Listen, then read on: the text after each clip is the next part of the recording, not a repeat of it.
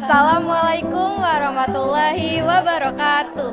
Kami dari kelompok 6 akan menjelaskan moda transportasi Transjakarta yang beranggotakan saya Vera Lydia Astuti, Abigail Gracia, Afifah Huwaidatun, dan Nisrina Arfanandita. Selamat menyaksikan.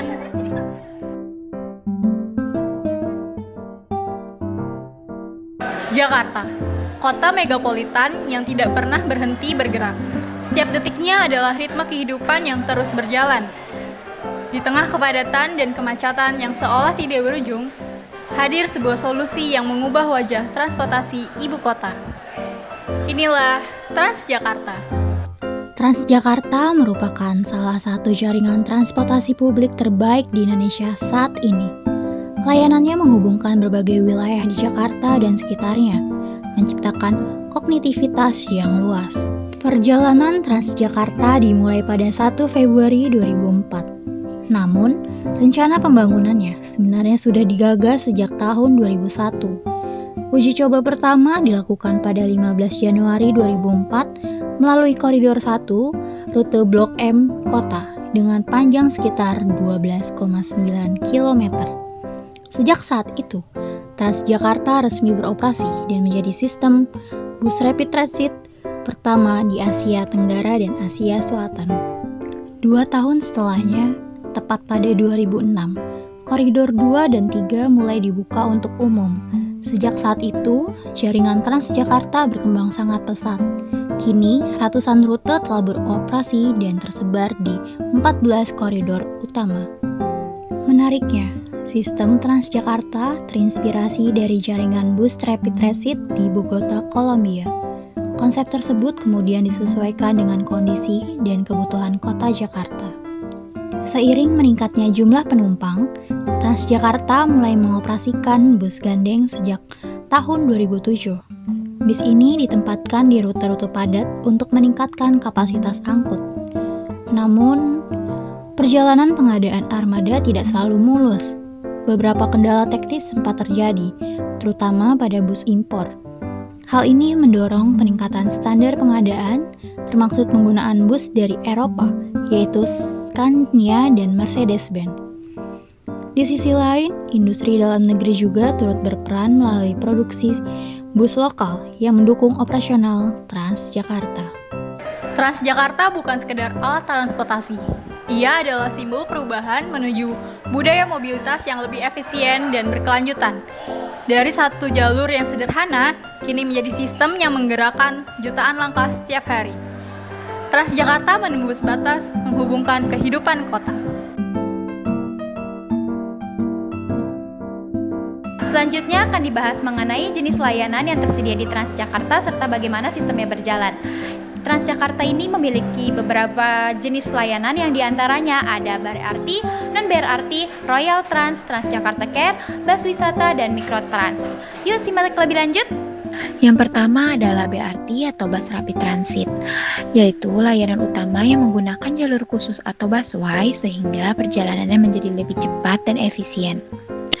Kedua, terdapat layanan angkutan pengumpan atau non-BRT atau feeder yang berfungsi menjangkau kawasan permukiman dan area strategis yang tidak dilalui koridor utama, serta menghubungkan penumpang ke halte BRT yang terdekat. Selain itu, dalam operasionalnya juga terdapat sistem gabungan antara BRT dan non-BRT, di mana pada kondisi tertentu bus dapat berhenti baik di halte maupun di bus stop, tergantung pada rute yang telah dilaluinya. Yang ketiga ada Royal Trans, yaitu layanan bus premium dengan tingkat kenyamanan lebih tinggi untuk menunjang mobilitas penumpang. Yang keempat ada bus wisata atau TOR Jakarta yang terdiri atas layanan gratis dan layanan berbayar. Layanan gratis ini biasanya beroperasional pada pukul 10 pagi hingga jam 5 sore, sedangkan layanan berbayar tersedia pada sore hari hingga malam. Layanan ini digunakan untuk menjelajahi berbagai tempat sejarah, ikonik, dan menarik di Jakarta. Kelima, ada Transjakarta Care, yaitu layanan khusus bagi penyandang disabilitas untuk menuju halte yang ramah disabilitas. Layanan ini bersifat gratis dan dapat dipesan minimal 1 hari sebelumnya. Yang keenam ada mikrotrans, yaitu layanan angkutan pengumpan yang menjangkau hingga ke dalam lingkungan permukiman dan layanan ini bersifat gratis. Selain berbagai jenis layanan, Transjakarta juga didukung oleh sistem tarif yang terjangkau bagi masyarakat. Untuk layanan reguler seperti BRT dan non-BRT, tarif yang dikenakan sebesar Rp3.500 per perjalanan. Namun pada jam tertentu seperti pagi hari pukul 5 hingga 7, tarif dapat lebih murah sekitar Rp2.000. Bahkan pada hari-hari tertentu terdapat kebijakan tarif gratis atau Rp1. Sementara itu, beberapa layanan khusus memiliki tarif yang berbeda seperti Royal Trans yang berkisaran antara Rp20.000 hingga Rp35.000, serta layanan bus wisata berbayar sekitar Rp75.000 hingga Rp125.000. Untuk fasilitas, Transjakarta menyediakan halte yang cukup modern, dilengkapi dengan tempat duduk, papan informasi, serta sistem pembayaran non-tunai. Selain halte, terdapat juga bus stop yang digunakan untuk layanan non-BRT. Ini menunjukkan bahwa tidak semua layanan menggunakan jalur khusus, sehingga beberapa bus berhenti di halte sementara yang lain berhenti di bus stop, tergantung jenis layanannya. Bus yang digunakan juga dilengkapi dengan AC, pegangan untuk penumpang berdiri, serta kursi prioritas bagi kelompok tertentu. Selain itu, Transjakarta juga sebagian sudah terintegrasi dengan moda transportasi lain seperti MRT Jakarta, KRL komuter lain, dan LRT di beberapa titik. Ini memudahkan penumpang untuk berpindah antar moda transportasi. Dengan sistem yang terintegrasi di beberapa titik, tarif yang terjangkau, serta layanan yang beragam, Transjakarta menjadi salah satu solusi transportasi publik yang efektif di Jakarta. Pada bagian ini, kita akan menelusuri jaringan utama Transjakarta, yaitu Koridor 1 hingga Koridor 14. Koridor-koridor ini merupakan tulang punggung sistem bus rapid transit di Jakarta, yang sudah dirancang dengan jalur khusus sehingga mampu lebih cepat, teratur, efisien dibandingkan kendaraan lain di tengah kepadatan kota Jakarta. Perjalanan kita dimulai dari selatan menuju utara, melalui Koridor 1, Blok M hingga kota. Inilah koridor pertama sekaligus yang paling ikonik. Dari kawasan Blok M, bus melaju menyusuri Jalan Sudirman dan MH Tamrin, melewati Bundaran HI, Monas, hingga mencapai Harmoni sebelum akhirnya tiba di Kota Tua. Dari timur Jakarta, Koridor 2 mengalirkan pergerakan dari Terminal Pulau Gadung menuju Monas, melewati kawasan industri hingga Pasar Senen.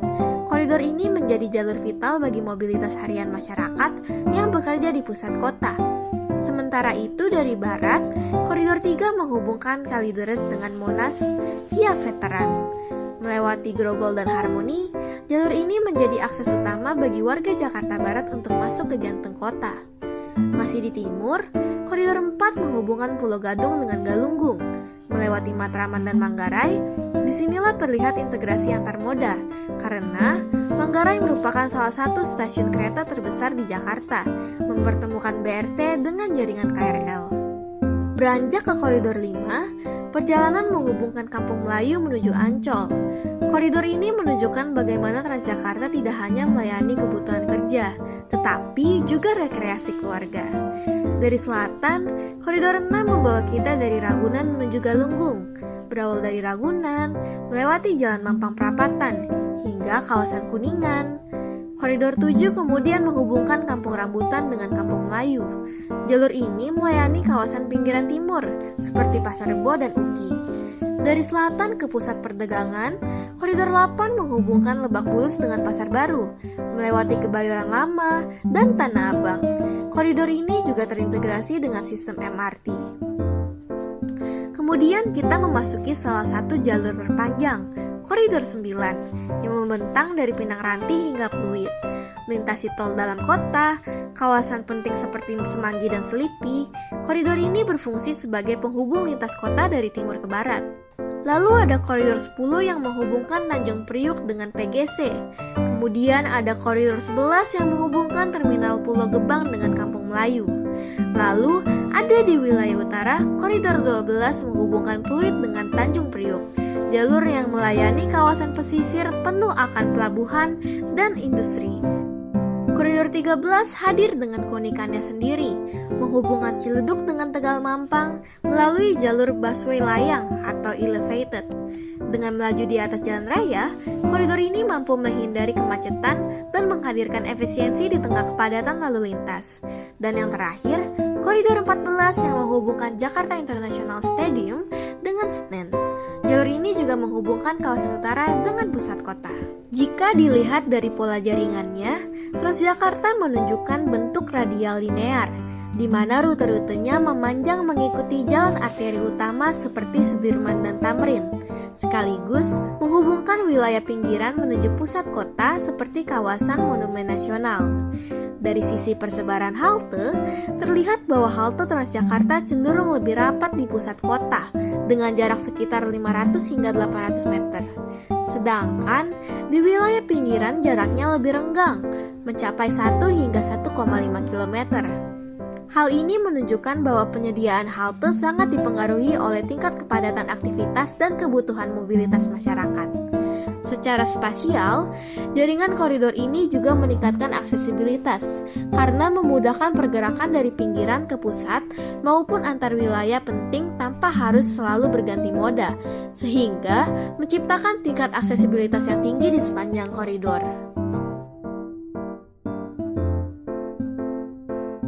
Pada sesi akhir ini, kami akan mewawancarai salah satu penumpang. Yuk ikuti kami. Oke, sebelumnya aku mau nanya nih, ini dengan kakak siapa? Jaki. Menurut Kak Jaki, Transjakarta nyaman nggak kayak terkait tempat duduknya dan sebagainya, itu menurut Kak Jaki itu gimana? Sejauh ini untuk yang BRT maupun non BRT tetap nyaman sih keduanya. Oke, terus untuk pengalaman kakak naik turun gitu, pernah ada kejadian apa gitu nggak kak selama kakak menggunakan Transjakarta ini? Kalau untuk kejadian belum pernah yang terlalu dramatis ya. Paling kalau ada demo biasanya kan rute akan berubah ya. Di situ biasanya pengguna TJ yang baru akan kebingungan untuk mencari rute yang baru tersebut. Oke, terus terakhir nih ya kak, untuk saran, ada gak sih kak saran dari kakak terkait Transjakarta ini? Untuk Transjakarta paling kalau misalnya ada pembangunan halte lagi lebih cepat progresnya sih. Oke, terima kasih banyak ya kak. Berdasarkan realita di lapangan, beberapa area krusial memerlukan perbaikan. Pertama, peningkatan kapasitas armada di rute-rute padat untuk mengatasi kepadatan penumpang. Kedua, optimalisasi sterilisasi jalur dan penegakan hukum yang lebih tegas terhadap pelanggar. Ketiga, perbaikan dan pengembangan aksesibilitas halte, termasuk integrasi dengan moda transportasi lain dan fasilitas ramah disabilitas. Terakhir, peningkatan kualitas dan pemerataan layanan di seluruh rute, tidak hanya di pusat kota. Keberadaan Transjakarta memberikan berbagai dampak bagi masyarakat. Secara sosial, Transjakarta meningkatkan mobilitas masyarakat. Orang bisa berpergian lebih jauh dengan biaya terjangkau. Secara ekonomi, akses menuju tempat kerja dan pusat kegiatan menjadi lebih mudah. Sementara itu, dari sisi lingkungan, penggunaan transportasi massal seperti Transjakarta berkontribusi dalam mengurangi jumlah kendaraan pribadi di jalan sehingga dapat menekan kemacetan dan polusi udara. Namun, ada sejumlah masalah yang masih dirasakan penumpang, seperti kepadatan pada jam sibuk, akses halte yang belum merata, keterlambatan bus, serta ketimpangan layanan antar koridor. Untuk masa depan, Transjakarta dapat mempertimbangkan beberapa saran pengembangan. Yang pertama, percepatan implementasi bus listrik secara menyeluruh akan mendukung tujuan keberlanjutan lingkungan. Yang kedua, kolaborasi lebih erat dengan komunitas dan pengamat transportasi untuk mendapatkan masukan konstruktif, serta program pelatihan pramudi seperti Transjakarta Academy perlu terus digalakkan untuk meningkatkan profesionalisme dan pelayanan.